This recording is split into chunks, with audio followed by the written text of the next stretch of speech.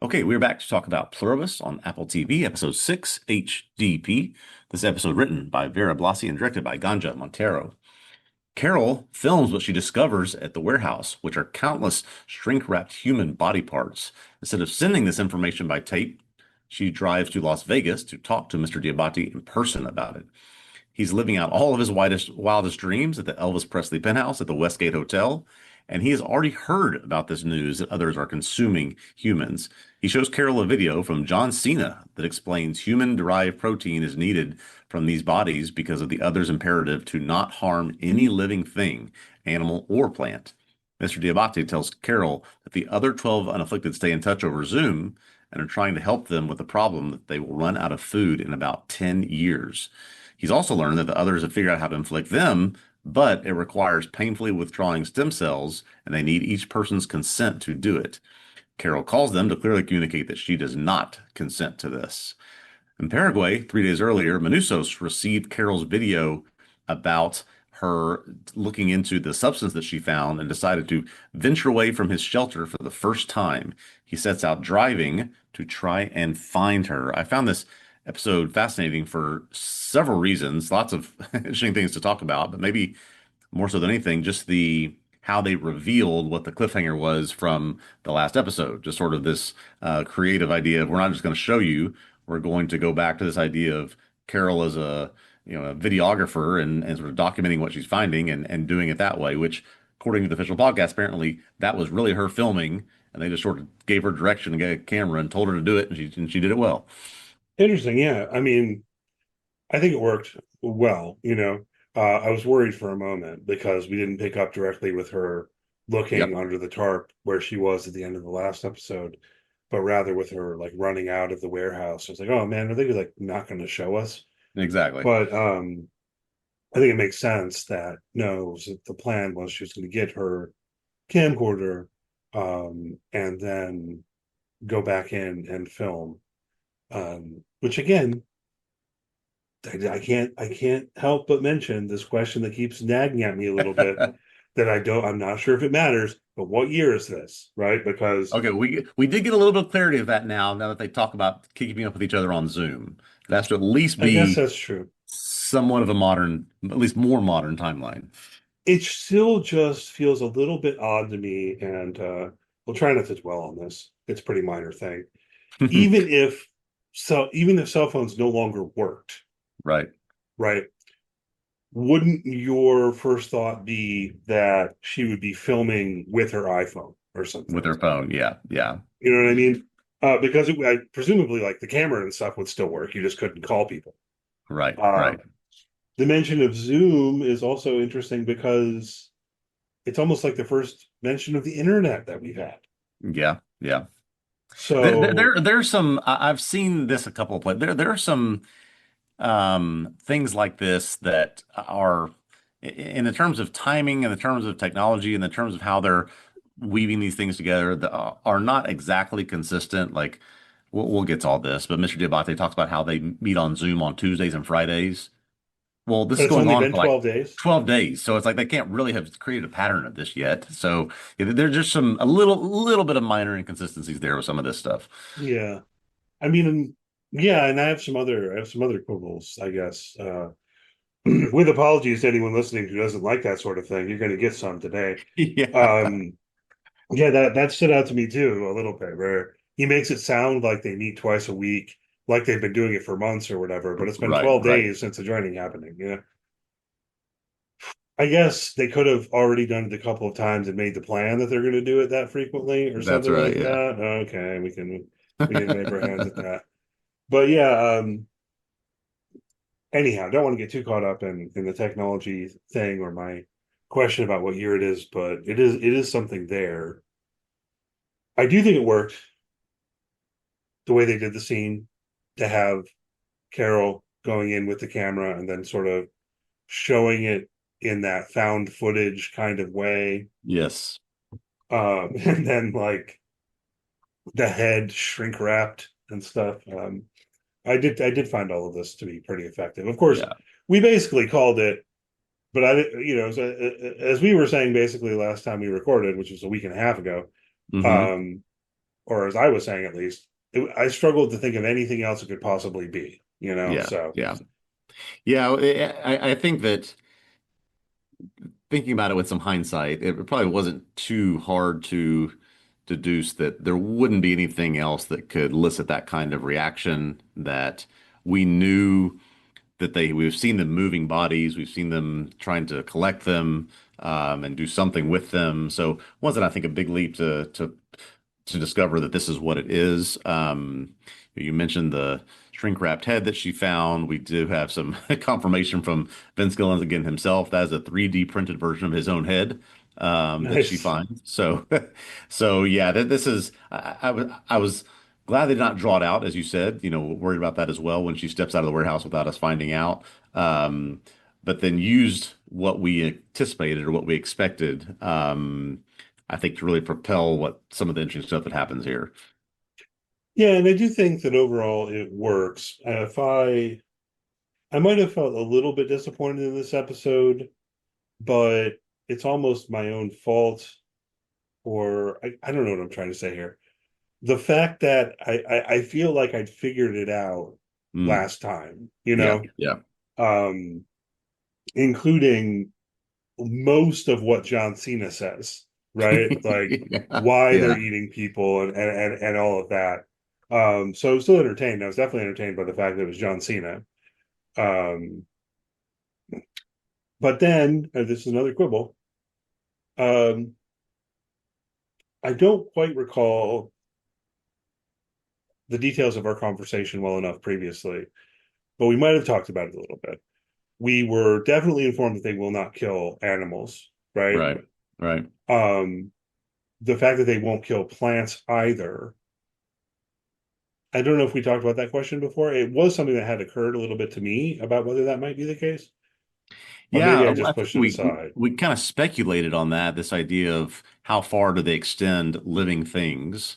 And yeah, I mean, this debate exists in the real world, but certainly in the context of the show, we now have to think about it in terms of if you pull an apple off a tree, is that harming the tree, or is this a sort of the natural process of how things are supposed to happen here, so they can flourish and grow and repeat the process. And yeah, just I don't know that we had identified that this is the extent to which they go with all of that. Yeah, and this is where I've got a little bit of a complaint. Um, the idea that they aren't willing to kill, extending that to plants, okay, like I get the Yeah. logic, right? But then they talk about not being willing to pluck apples off of trees. Hmm. I don't think that holds up, at least not in my mind. Because when it comes to fruit like an apple, you aren't really harming the tree, right?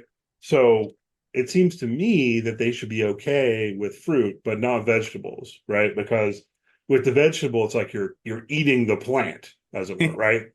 Yeah. Um, but with fruit, I mean, if you think about an apple tree, at risk of anthropomorphizing the apple tree, I've always kind of thought it wants you to eat the apples. Yes, yes. This was my thought too, especially when they referenced apples, that there is a life cycle to all of this. It needs to come off Right. so that it can happen again.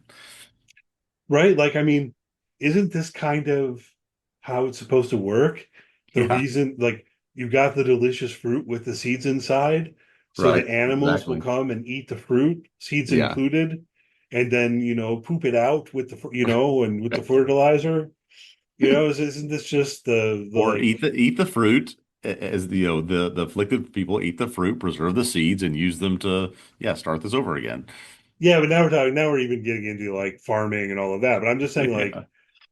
without human beings, like, isn't that kind of the biology of evolution at play there in terms of, Yeah. like, this is how the plant reproduces through the fruit, which, I mean, I guess it's like ideally, again, I'm anthropomorphizing plants here, but it's like ideally you want an animal to eat that fruit, right? And then but they don't digest the seeds, and then that comes out, and you've got the Right. fertilizer with their poop or whatever, right? Plan B is like the fruit just falls on the ground and rots, and oh well, somehow it ends up being good enough for the seed to be able to take hold. Regardless, it's weird to me that they aren't okay with picking and eating fruit, Yeah, yeah, yeah, yeah. because And otherwise I sort of I don't know get if the this is logic. the also is the right place to talk about, maybe my discrepancy with all of this idea that they talk about again in this episode, this idea of the biological imperative, the idea of what they do to survive and what they must do and what they can't do, and this idea that they will go as far with this imperative to not harm that it causes harm to the point of extinction of themselves. Right. So at what point do you may have to make the balance of one of these things has to win out, and they've chosen extinction over the idea of not causing harm, which maybe led me even think farther to, well, then 10 or 15 years, this is what's been happening at planets all over the universe. They'll send this thing out so they can survive at the next planet. Yeah, interesting. But is it extinction or is it just? I thought it was just that a lot of people were going to die. Well, I think they would starve. They'll run out of food in 10 years. Oh, they'll run out of food. Yeah, don't they? I don't know. Maybe I didn't quite take it at face value. I got to wondering whether at a certain, like whether there would be some kind of point of homeostasis or whatever, right? Mm, Like yeah. but particularly because they are eating the dead, right? Yeah. So, They will consume themselves until a point where they can't do that anymore, obviously.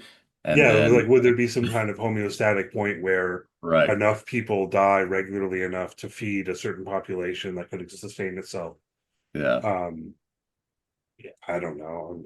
I guess maybe it's And we unfair. know nothing of the biology of, are these people now aging? Are they now frozen in time? We don't know any of this stuff anymore. Yeah, I would presume they're still aging. Yeah. I mean, I guess you're right. We don't know. We've raised the question before about whether they are procreating, Hmm. and wonder if that's something that will be explored down the line. Yeah. But mm, facing a food crisis would put some pressure on the rationality of that idea, right? Like I had previously thought maybe they would be doing in vitro fertilization or Yeah. cloning or who knows what. But if instead they're looking at we're not going to have enough food to feed all the people, I don't know that it'd be rational for them to be making more people. Um, but I don't know about sexual reproduction. Yeah. No. And I mean, let's talk about the Kumba, Mr. Diabate. Speaking of sexual reproduction, yes. He's having sex with those women, right? Absolutely. 100%. Um,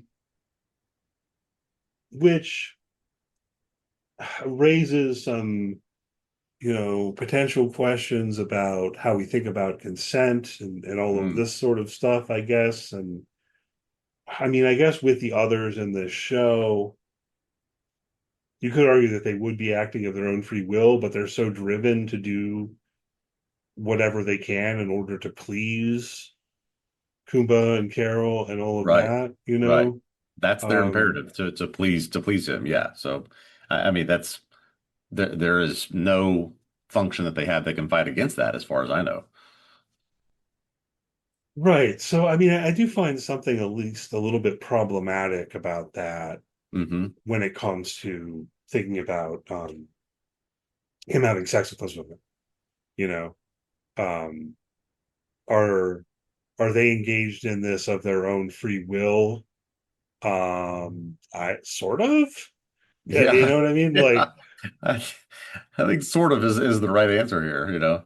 yeah, I was I was fascinated by this an entire scene. I mean, the way that they introduced this, the sort of the one shot through the 1960s dress up James Bond party, into the reintroduction of Mr. Diabate and what we see there, but then leading to the end when Carol's well, not when Carol's about to show up, but at the end of this entire scene where he wins the poker hand and he invites the ladies to go back with him, and then there's this, he's gone, and it is a okay, we go out of character back into who we're supposed to be, just sort of joyful people picking up the mess so that we can do it again the next time he wants to do it. It just gave a lot more insight into yeah how these people are operating. They really are doing whatever it takes and whatever role other people want them to play to please them. Yeah.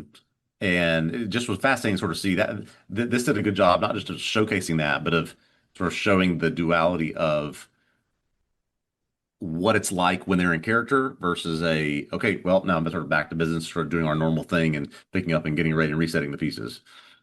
Yeah. Let's talk about the poker game a little bit more. Um, One question I have is how fake is it? Yeah. But by which I mean the fact that he's got the royal flush to beat out the Yeah. other guy's straight flush, you know what I mean? Is that all being contrived? Yeah. I think maybe so. But even if it wasn't, and you could imagine, him saying, "Okay, I want to play some poker," and like, could you play poker for real with these people? You follow my Yeah. question? I'm presuming I you played poker before. Oh yeah, and as someone who has played some poker before, I mean, yes, the odds of that hand actually happening are astronomical, right? Yeah, So there's some contriving that's going on there probably, but you could work it out with the dealer and just tell the other guy to play a certain character, and then we're gonna let this thing happen, and he just knows that the dealer has worked it out with the cards such that he's going to win, but the other guy doesn't. You could do it that way. yeah. I mean, is that what he's doing? I mean, I look, don't know. because Yeah, part of what I really found myself thinking about throughout all of this stuff in Vegas with Mr. Diabate is boredom. And like, yeah, why isn't he bored yet? Because I think I'd be bored by now.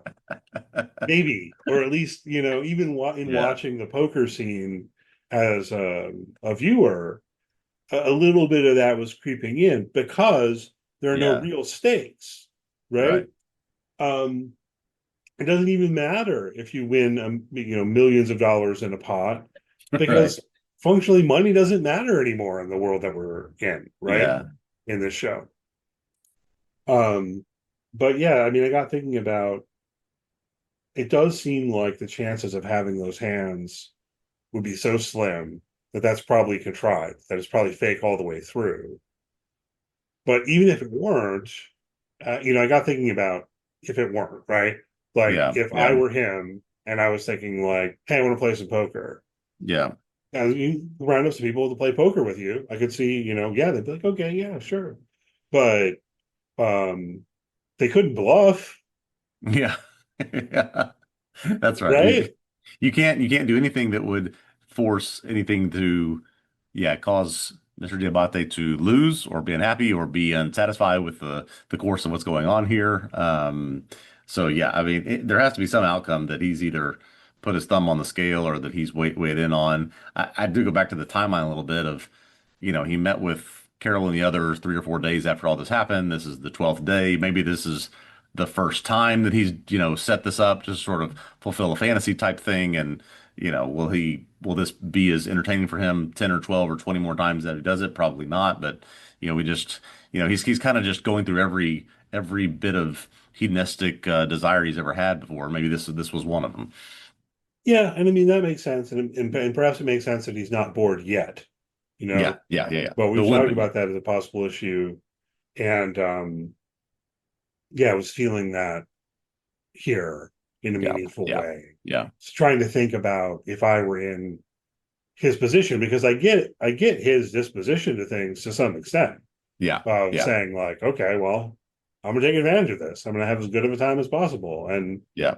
yeah, isn't it nice that there's no murder and war and all that stuff going on, right? Um, but I don't know about the poker, right? Again, even if it was fun the one time, would it be fun in the future? Yeah. Um, but even it actually like playing other games with them would probably work better, where they're just following the rules, or like if you wanted to play some Yes. chess or something, that would probably work. Yes. But like in particular, not really poker. If you wanted to play poker for real, is going to run out of food. I don't know. Yeah. Curious to see. I mean, that's where the fact that it's only been a couple of weeks does feel significant in itself, right? Because the more time passes, it's not just a matter of the others running out of food in 10 years, but at what point do they run out of the food that had already been produced that Yes. they're using to Yes. feed people like our friend here, Mr. Diabate, right? Or that the food that Carol's refusing, the food that Medusa's That's right. refusing, right? That's going to run out, and then what, right? John Yeah, Cena I says, "We're think never this going to is make you, you know." Go yeah, ahead. this is I was thinking about this same thing. It's there's going to be a point where, yeah, it's not just a matter of boredom, but it's a matter of resources, right? I guess there's, plenty of clothes and poker chips and stuff in the world, but eventually, if you're just trying to survive on something that, certain cravings that you have, particularly for things to eat and drink, that's not going to last that long in this world. Yeah, right. Like these dozen survivors or whatever term we use for them, Yeah, yeah, they should be learning how to garden, learning how to hunt, right, learning right. how to, do whatever, Yes, and yes. because if the others aren't willing to do that, the ideas floated of robot farming, and but the problem is that they would have to program the robots or whatever. Right. And they can't even do that. Yeah. Is there any kind of workaround? I don't know. I wonder where they're going with this because again, at risk of repeating the same worry over and over again, I do Yeah, still have it. Like, how much story is there here? And we know that they're planning at least a second season. And I yeah. know I've heard Vince Gilligan say in interviews and such that they've got tons of ideas for more seasons. I struggle to see it. So I wonder if it's more to their benefit. Yeah, this is just hyper speculation and have no idea. If it's more to their benefit if they were to purposefully keep, 5,000 people unafflicted and hope that you have some Mr. Diabates that exist who have some certain sets of skills that could do things for them to help them solve these problems or help them, create robotic farming, whatever it is, right? Just sort of set a group of people aside that um, you are comfortable with them not being afflicted, but also will help you with whatever this problem is. yeah, but I think that what it boils down to is how they are. By they there, I meant like the show creators, like Vince Gilligan, um, using this premise to explore something Yeah. where I want to tie this back into the question you raised earlier, which I had some thoughts about. I didn't get to. It's like the others are perfectly moral. I know I've said that Yes. before, but that's one way I think about it, right? Yeah. Yeah. They won't lie, they won't kill, they won't harm anyone or any living thing Right. on purpose. Right. But there's that intentionality that seems to be important to them. If it's not on purpose, if it's accidental or something, Hmm. it's almost like, well, then their position is, well, there's nothing for it, right? Um, so people are going to start starving because we're not willing to harm plants. Right. Nothing we can do about that, Yeah. unfortunately. Yeah. Whereas what you and I would want to say is, you know, it's trade-offs, Yeah, right? that's right. Everything is a trade-off. It's even if you're thinking that there is something the term I want to use is moral status, right? Like even if you're saying plants have a moral status, they count in moral terms, Yeah, yeah, that it is wrong in a direct sort of way to like cut down a tree. Well, but why are you doing it? You know what I mean? yeah, This is the kind of space that we would tend to enter into where you could have that thought and say, well, it's morally wrong to cut down a tree for no reason. Or it's really stuck in my mind that scene from that show Penelope, You Oh, I haven't remember? seen that. No. No, we talked about it together. Come on. Wait, Penelope? Yeah, Penelope, where the girl goes out into the woods. Okay, okay. Yes, yes, yes. All right. Yes, I remember. There's that scene where they like cut down the tree. Yes, Um, that's right. anyhow, apologies to people listening in particular who haven't seen that show. But like it'd be one thing to say, okay, well, there is something morally wrong about like cutting down a beautiful giant redwood to build a highway or something, right? Yeah, right, right, right, right. But it's another thing to say it's morally wrong to grow food. You know what I Yeah, mean? Because exactly. there's a trade-off there where it's like, okay, maybe the broccoli screams when you cut it, but it's like you have to eat something. Right, exactly. So again, I don't know. I mean, I am a vegetarian, but I've thought about this stuff, you know. But if you go to the level of what they're doing, Yeah, you hit this kind of um paradox, I think is the term they used on our sheet, which I think kind of fits, right? Because it's like because you are not willing to harm anything, you're going to end up harming yourselves. yeah, exactly. That's the tremendous paradox, which I don't understand, and it doesn't seem like their imperative allows them to go to the idea of survival. It only allows them to go to the idea of we can't harm. So that's a problem, at least for them. Yeah. It does sound like they also are open to eating roadkill, which I think I speculated about last week.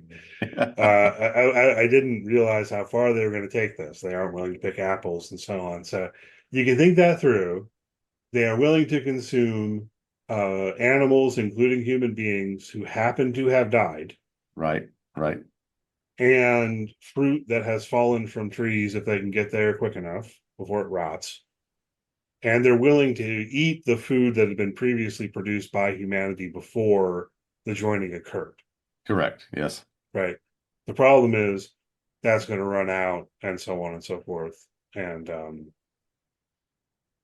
yeah, Yeah. yeah. But I don't. Okay. I was about to say, like, I don't really see this show progressing 10 years into the future. Again, it's like it's only been 12 No, days. So, no. yeah. As a matter of fact, I think that this was as much as I know that the Vince Gilligan shows are deeply thoughtful and connective and use every piece of what we're introduced to is something that's purposeful. Was this just a way just to shock us, give us some information and use John Cena and we're really about to move on to something else, sort of how do we stop this thing? Yeah. I don't I know. don't We'll know. I see. mean, this seems pretty, it feels pretty central to me at this point. Yeah. Anyhow, a couple other things I want to get to. I did want to mention, and we hear his voice again when she's calling the machine. It's starting to grate on me a little bit. It went from being funny to now being kind of annoying, that it's Yeah. always the same long message. But as you mentioned to me by DM, we missed this last time that it's Patrick Fabian on the voice recording. Of course it is. Yeah. Howard Hamlin himself. So um, I do think it's the extent to which they're taking it in terms of needing some space, right? They won't even reply to her by calling her on the telephone. By calling her back, yeah, and They're nor will Carol ask them to shorten the message or just tell them she's got it. She doesn't need to hear it anymore. It's almost like they're at this standoff about this thing right now. Oh yeah, that's interesting. She probably could, right? She Yeah, probably could just say like, could you please have a shorter message on here or whatever, yeah, right? And they'd probably accommodate that. Diabate, gives the idea to her that they want what? How does he put it? Um, the others want some movement from Carol, some Mhm. softening. It's like Yeah. they want like an apology. A change of heart. I think he Yeah, says. change of heart is what he says.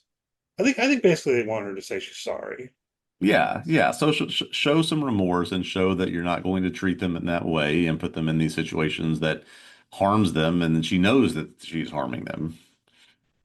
Yeah, which I mean, kind of fair. Reasonable. You know, Yeah. So, yeah, that's reasonable.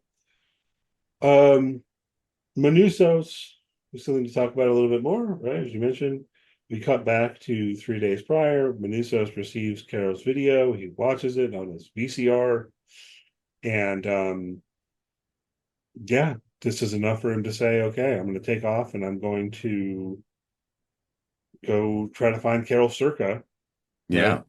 Um, First, he goes to his house, which again, I always enjoy how these Vince Gilligan shows, you have to figure it out for yourself, right? Yeah, that's Like, right. That's right. but of course, it's like that's where he went. He then into the storage facility and he's Yep. going to his house, basically, right? That's how I read it. He runs into his mother, which I did think there was something worth thinking about in that interaction, right? When he says, "You're not my mother. My mother's a Hmm. bitch." That's right. Yep. And I don't know, I just got to thinking about that a bit, right? And his reaction overall, Yeah. and how um I feel like it makes sense to me. We never saw him interact with his mother before or anything like that. Right. But I'm gonna presume he loves his mother. Okay. Yeah. But he says she's a bitch. It got me thinking about how it's like, okay, yeah, man, you value this as the distinct individual that she is, Correct. Yes. right? Even though there's something negative right there that's being Yeah. expressed.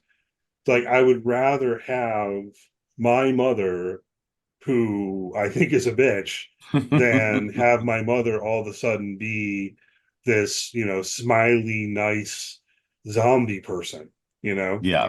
And I think in a Um, very quick interaction, very brief interaction there, shows us some history of Manusos, maybe some things that he's gone through, and shows us how not only what he feels about these other people, but how he will be a very sympathetic character with Carol, and they're going to really be on the same page about this stuff. And he wants that individualism back, and he wants it even with there's sort of damaged things. I think that even if knowing what she now knows about what Helen thought about her books, if Carol could have Helen back in a second, she would, oh right? yeah, Because they want that sort of level of relationship and individuality with them. yeah, for sure. So he gets in his car, which is a convertible, I guess. I kind of thought if it were me, I'd put the roof up, but Yeah. um, he has trouble starting the car, but he ultimately takes off in the car, right? And I Yeah. think it's pretty clear that we are to read this as him getting in his car to drive to Carol, right? Yeah. The problem is he's in Paraguay, and as we are talking about briefly before we started recording, you can't do that. So, Good. I, um, I learned something new in geography class today, so I'm glad you're pointing this out. right, and as I was talking right before we got on, I didn't know about this until relatively recently. I mean, it's really been within the past year or two, and I don't even know how exactly it came to my attention. But you between Panama and Colombia is what's known as the Darien Gap. I don't know if I'm saying that right. Apologies if I'm not. People can look this up and you just go to the Wikipedia page or whatever. Hmm. So there is a highway, but the highway doesn't go through there, right? Yeah. And it is widely regarded as maybe the most inhospitable, dangerous part of the entire planet, perhaps, both because of the natural terrain, Right. it's like rainforest and stuff like that, and the animals and such, but then also as this weird kind of nether territory. Um, you can potentially have other stuff going on with the criminals and militias and stuff like that, Yeah. but you can't drive through it.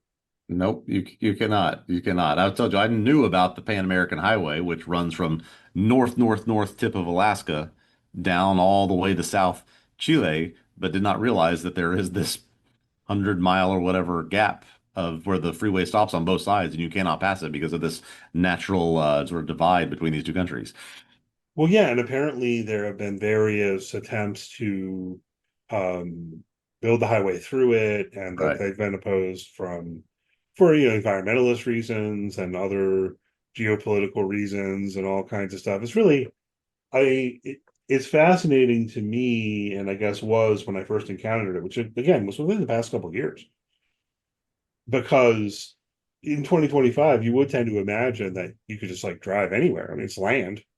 What do you mean that there is Right, right. this space there that you can't drive through? Now, apparently, some people do manage to hike through it and so on. Um, Yes. Yeah. Very carefully. yeah, and people die, you know. Yeah. Apparently So it they're, could they're there are flash floods can kill you while you sleep. I mean, it's extremely dangerous. yeah. So I mean, there've been these examples of groups of immigrants who have made it through, but not all of them. You know, it's like good numbers of them die, but they're desperate enough to try, and so on. So, um, I was curious, as someone who does know this, as I was watching the end of the episode last night, Hmm. how they were going to deal with this. You know, Yep. because it would be easy to imagine that we would just pick up with Manusos arriving in Albuquerque, Right. right? No, it wouldn't be plausible. So I started wondering, because clearly they made this choice intentionally to put him in Paraguay. Hmm. But then also, you just, as you told me, you just learned this because I pointed it out to you, right? So I Right. found myself wondering, like, well, does Vince Gilligan know about this? Do the writers know about? I mean, like, are they just going to pretend it's not the case? But then you pointed out to me, we've got a pretty good clue that they are aware of it because the title of the next episode is The Gap. Right. Right. Right. Right. Yep. Yeah. And we were sort of given a little bit of a tease that the image that it represented episode six that we got last week was of Mr. Diabate, and we thought, oh boy, we're going to be taken away from Carol and go to him, and we sort of were, but we got Carol as well. This may be an indication that we're going to spend episode seven with Manusos trying to get to Albuquerque somehow and trying to figure out a way through this gap, if that's even possible. Yeah, it'd be a different kind of episode, right? If we spend a whole Yeah. hour with him trying to hike through the Darien Gap, Yeah. and that's the whole episode. Yeah. Maybe, I don't Or does know. he eventually decide I have to turn around and get them to fly me there? Will I put any trust in them whatsoever? Yeah, I mean that's the thing that we are. That's what's going to come to a head for him, right? Hmm. He's so unwilling to accept their help in any way. He won't take the food from them. He'd rather eat dog food, for example. Does he know about the Darien Gap? Yeah, that's a good question. I mean, would you think a storage unit owner in Paraguay knows about this? I mean, maybe he does. There's been enough, controversy and violence and other Yeah, things associated with it. Maybe he does. you would think he would, Why would he start but out driving if why would he start out driving if he didn't? that's the tension. He's got a whole bunch of maps. Yeah, yeah. And you were also mentioning, right, to me before we started recording, he's supposed to be Colombian, living in Paraguay. According to conversations that have happened on the podcast, yes, that he is a Colombian citizen living in Paraguay. So if he's from Colombia, Right. then he should definitely know about it Right. Exactly. because it's between Colombia and Panama. Um, so yeah, what is his plan? If we presume he does know about it, he knows he can't drive through it, Yeah. but he's taking off driving, presumably trying to drive the United States. Will he at some point be willing to accept a helicopter ride from the others or something like that? He Correct. doesn't Yeah. feel like it, but at the same No. time, the idea of trying to hike alone through this treacherous space, I don't know, man. I'm curious to see Yeah. what they do. Me But it too. does seem like I do find the episode title to be a sufficient clue that they are going to grapple with this. They're not just going to ignore it through TV magic. Yeah. I think that's 100% right. And we do have some confirmation from Apple themselves that this is the name of the title. So yeah, it seems like we're going to get in some way, a Manusos focused episode and him trying to reach Carol next week. Yeah, it's up on Apple TV, right? The title Yeah. and the thumbnail is like of him. Hmm. So public information. I don't think it's spoilers. Um, all right, good. I think that about covers it. Anything else you want to hit on before we wrap up Yeah. here today? No, this was very interesting to talk through. I think good episode for what conversation it brings up. We had some quibbles, but definitely good debates to be had about this. Yeah, I'm glad at least to get this confirmation that they are aware of the Darien Gap, because Yeah. I was worried a little bit last night about the possibility that like Vince Gilligan didn't know about this, which would be weird because he's a very smart guy and they always are doing research and they're bringing in consultants and all of that sort of stuff. So, Right. It is um, possible they put him in this place on purpose to have to go through this, and that is going to be part of the episode.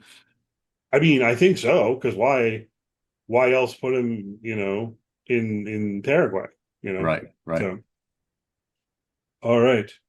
So we'll leave it there. Thanks always for listening. Hope you enjoyed the podcast. If so, please do leave a good rating, review, all that good stuff. If you're on YouTube, hit the thumbs up, subscribe to our YouTube channel. Greatly appreciate it.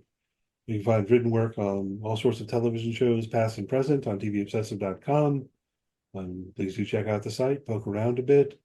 And if you want to follow us on social media, search for TV Obsessive. You should find us. And as for the podcast, we'll be back next week, continuing to talk about Pluribus. All right. See you next time.